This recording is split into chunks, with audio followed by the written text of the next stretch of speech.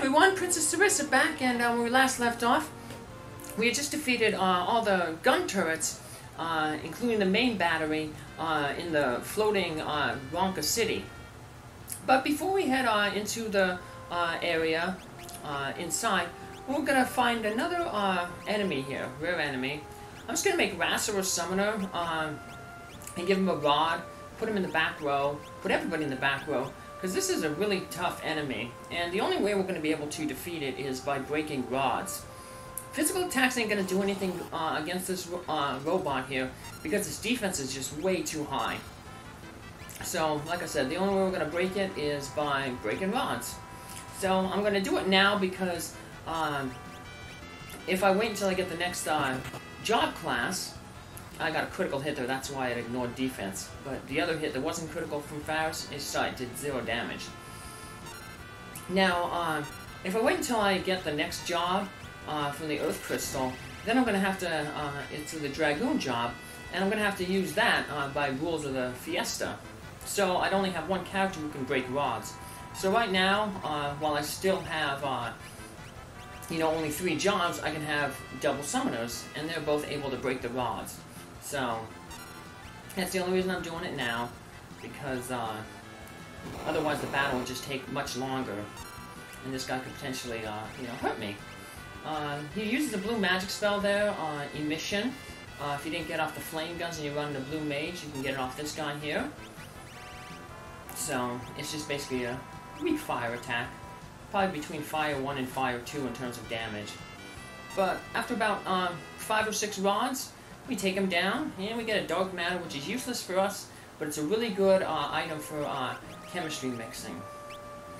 I'm going to turn RASAR back into a ninja, and I'm going to put everybody in the front row, because remember when we went to Wolf's Castle, we were told not to go down into the jail, because there's something really dangerous down there, and that's the enemy we're going to be fighting. I gave RASAR the smoke ability, because that basically allows you to run from attacks, run from enemies. And this guy is really, it's basically a guaranteed run. This guy is really hard to run from, so smoke is going to let us to run away after we defeat him once. So, now if you're running a ninja, the easy way to defeat him is to just throw one shuriken at him. Very similar to the robot we just fought, the prototype. This enemy that we're going to fight, the Jackanapes, has really high defense, and it absorbs like all spells, so we won't be able to attack it with spells, and we won't be able to hurt it with physical attacks. The only thing that's going to be able to do damage to it is to throw a shuriken. So what I'm going to do is when I fight one, I'll take one out, so we complete the bestiary, but then after that we'll just use the smoke to run away. Now we're going to head back into Wolf's Castle here, head down into the basement. And last time we ignored this door to the upper right here. This is the one we're going to go into now. Yeah, there's 4 treasures down here. So, and the encounter rate seems pretty high down here, actually.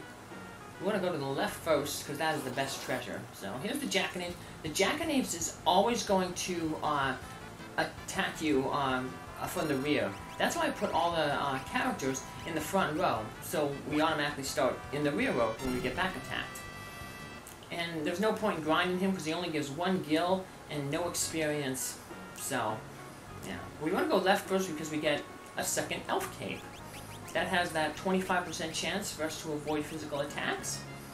So we'll throw it on Faris because she's always in the front row as a resident monk. And here's where the smoke ability comes in handy. Like I said, it's really hard to run away if you're holding the R and L button to run away. It might take a while for you to run away, but if you use the smoke, you're guaranteed to escape. It's like the ninja throws a smoke bomb and runs away. So we just get gold on the 2 ones on the side, and in the middle it said speed. That's just a time magic spell. Basically what it does is it sets the battle speed, I think, to 1 or 3, one of those 2. But yeah, it's a pointless spell because you can just do that in the menu.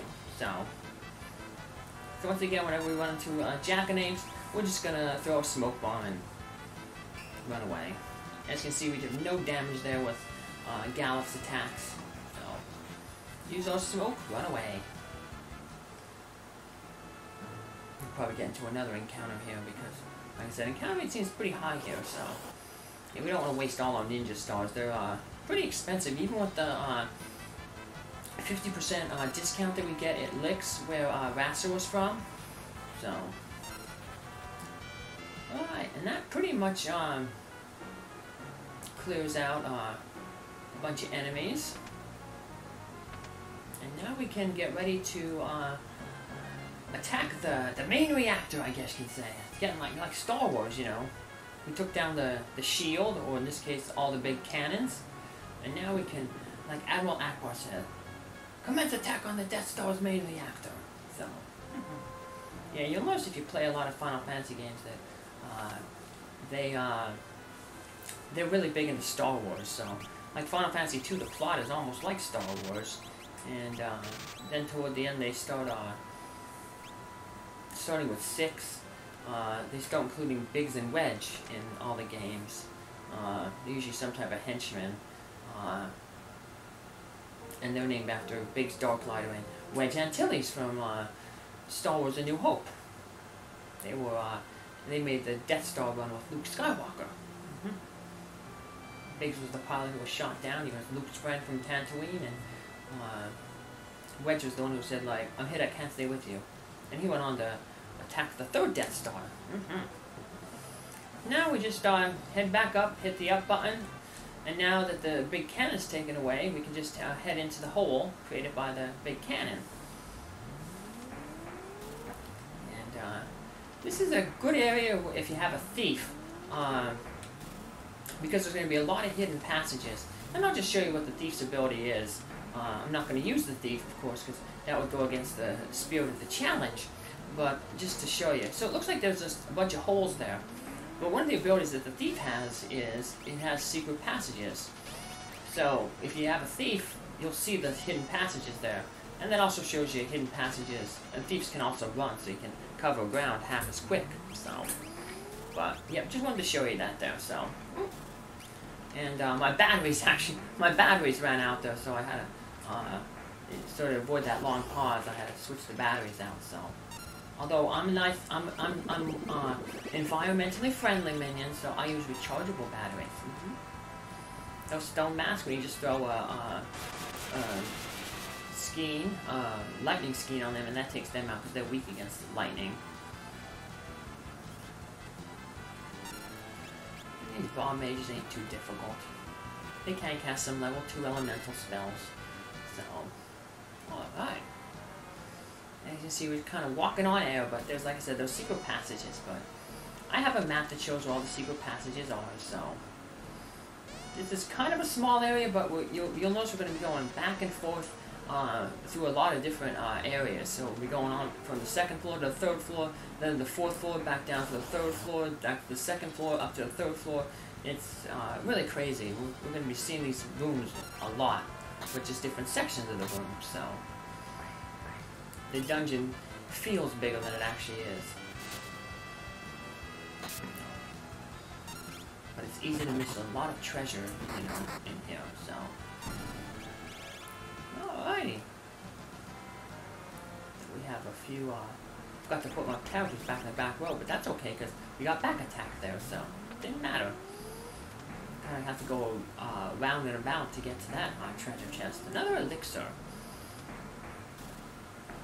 We want to go down that stairway, but before we go down that stairway, that's the way we want to go.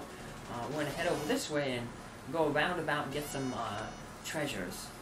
Phoenix Downs are good in this area because there's one monster coming up that's undead, and it's really, really tough. But you can just throw a Phoenix down at it, and it instantly defeats it. So, and I'll point that monster out a little bit later when we meet it. But you can only meet it toward the end, in like the final area of this dungeon. Got another gold seal. No one in our party can use that right now, but we'll be keeping it and some of the other armor that we pick up here because our class that we're going to unlock from the Earth Crystal, the Dragoon, is like an armored knight. So he'll be able to make use of that armor. Yeah, we never really bought any heavy armor yet because none of our characters can use it. So,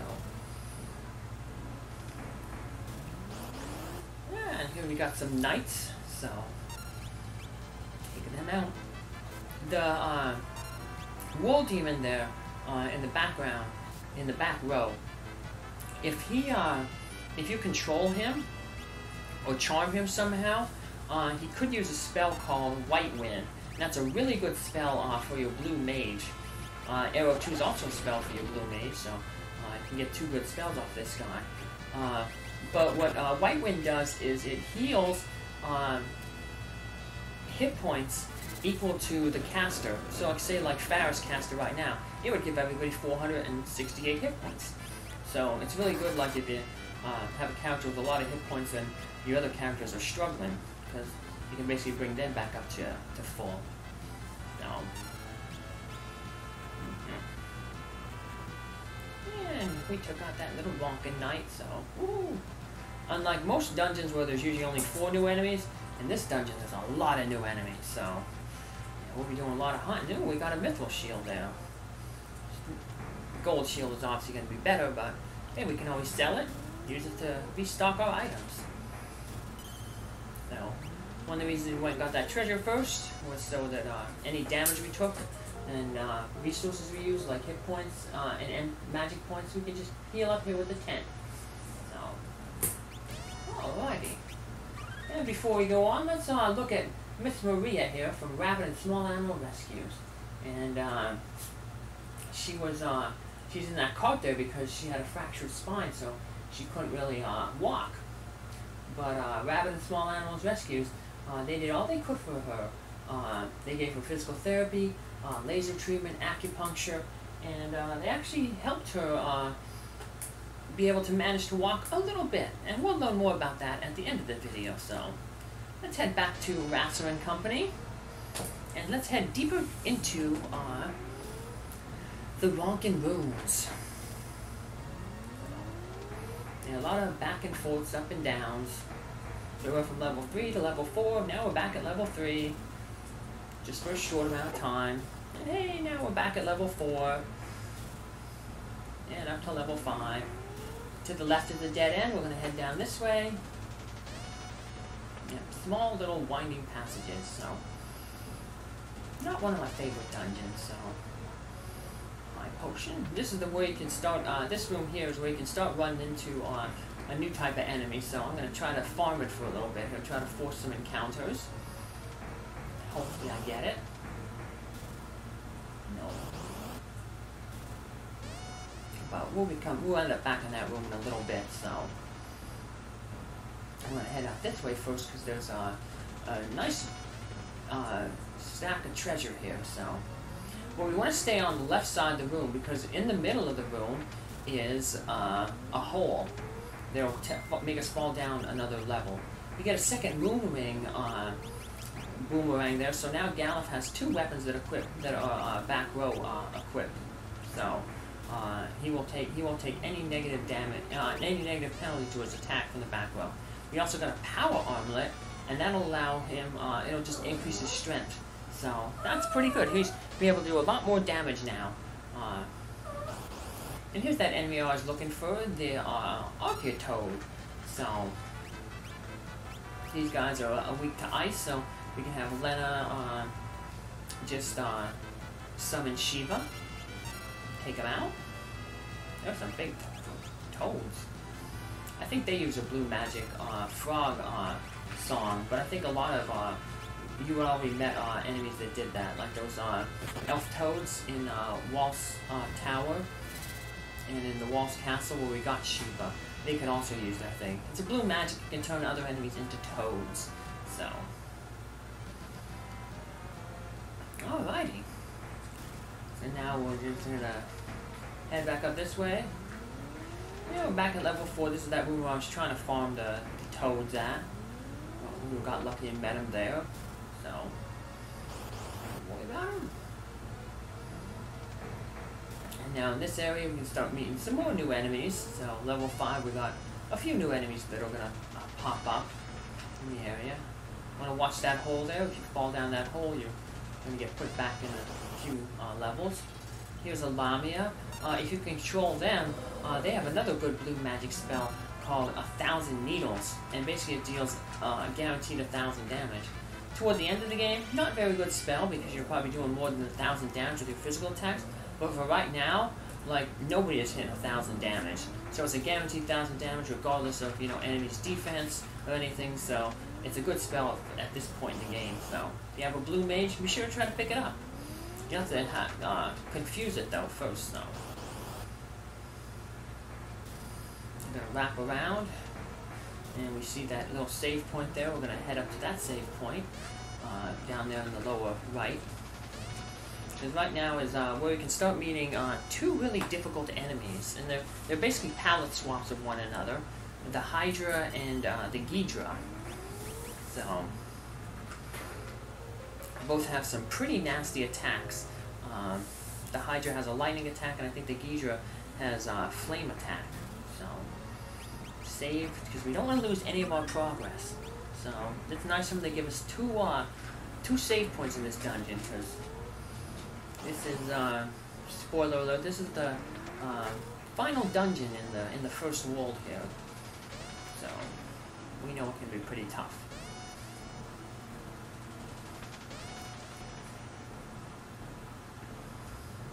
We have some more hidden passages here. We're just gonna walk on air, and hey, look, there's King Tycoon over there, and some snake with wings.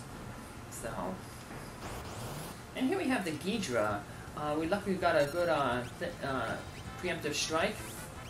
The Ghidra has an automatic wall built in, so if you try to hit it with magic, it's just going to reflect the magic back at you. Whenever it is defeated, it casts level 4 quarter. So if your levels are a multiple of 4, then it'll hit you and basically take you down to 1/4 your hit points. But they're not too much to worry about. You can always just, like I said, throw a Phoenix down at them, and they're guaranteed to drop a Phoenix down. So you never really lose anything from fighting them, you know, other than hit points if you don't like get a preemptive strike. But if you go before it goes, throw a Phoenix down, and the Phoenix down you use to defeat it, you'll just get it right back as a spoil of war. And here's its palette swap there, the Hydra. That rush attack is a high damage attack, and it also costs sap, which means that your hit points will drain over time as well. So, pretty annoying. So, we just don't want to throw that lightning attack. Hits everybody for pretty big damage, so... Well, thankfully Faris got a good, nice critical hit there, and we took the Hydra out. Which is good, because we took it out right before we got to our save point here, so... I'm gonna save it here, and I kind of fought this boss a few times coming up. He's kind of tricky. I was looking to do a certain attack to it, but a certain strategy, but it just wouldn't work out. But I'll explain it when we get there, so... That's why we did a little off-screen there. I just restarted here, save, reset. And now we're gonna go fight the boss monster. And it's that little winged snake that we saw in front of King Tycoon earlier. So, he is somewhat annoying. So, there are a few tricks to take care of him out, but the one trick I could not get to work. It just would not work. So, I guess I was getting bad random number generator. So, now here's King Tycoon. We want to make sure that we're healed entirely up. Like I said, we got a pretty tricky boss here, so... And, he's saying that, hey, you have to take out this monster for me. So... And the king said that he changes his weakness. So, when he first starts off, he is, weak to wind, and he basically is going to use the wind, that Breathwing spell, that takes off 1/4 of your max total hit points.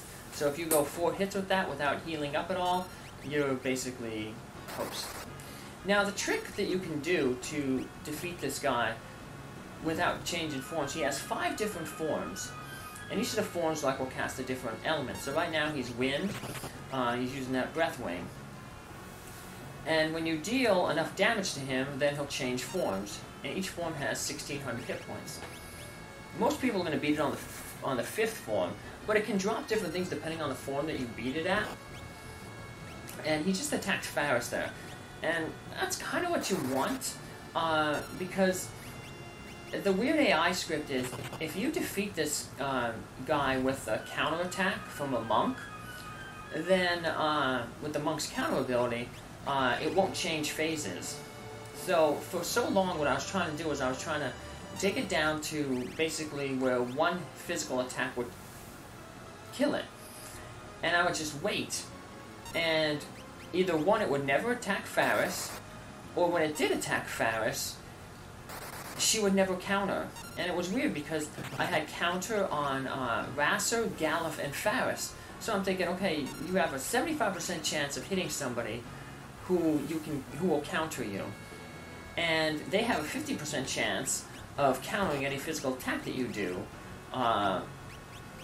with a counter, and it would not work at all. Like, my counters refused to counter, so I was getting like, I guess like I said, it's a coin flip basically, but the coin flip was just not in my favor ever. So, but we're just gonna take it out the hard way, throw a bunch of water scrolls. Water, it's no weakness. It has no weakness, but it has no, depending on its phase, can determine strength, so it's always safe to throw water at it. So we can always use the non-elemental Sylph there to steal some hit points and heal us up. So depending on the form, does different things. So the wind form will do the breath wing. The ice form will do the frost attack. The flame form will do blaze, and the lightning form, as you see, will do lightning. And once we go through those 4 elements, it dies, but it comes back alive again. And the king remarks are like, wow, that's like, look at its power. So, and then there's this 5th and final phase, and on the 5th and final phase, it has just some extra hit points, and it can use any of those spells, so it's not locked to any of the spells. It can use lightning, it can use blaze, it can use frost, or it can use breathwing. It can do any of them, so. One thing, if you notice, its level is 20, so if you picked up that level 5 death spell in the ancient library from one of the page numbers with your blue mage, that's one way you can take this guy out really easily. Just cast level 5 death. 20 is a multiple of 5, takes him right out, so. But it only works on this form, so.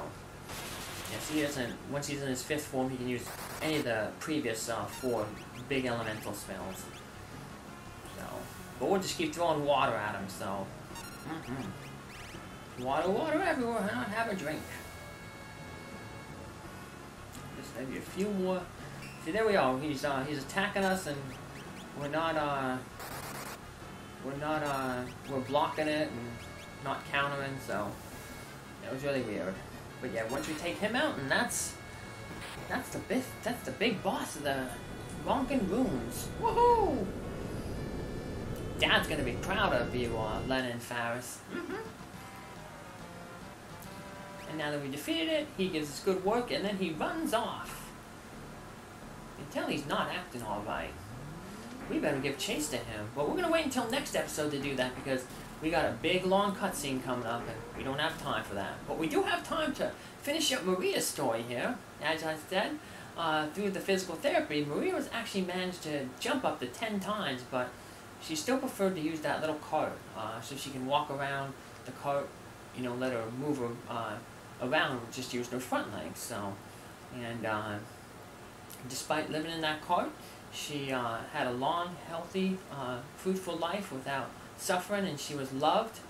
And even though she's passed away, her legacy lives on in all the animals the Rabbit and Small Animals helps. And you can help them help animals by making a donation.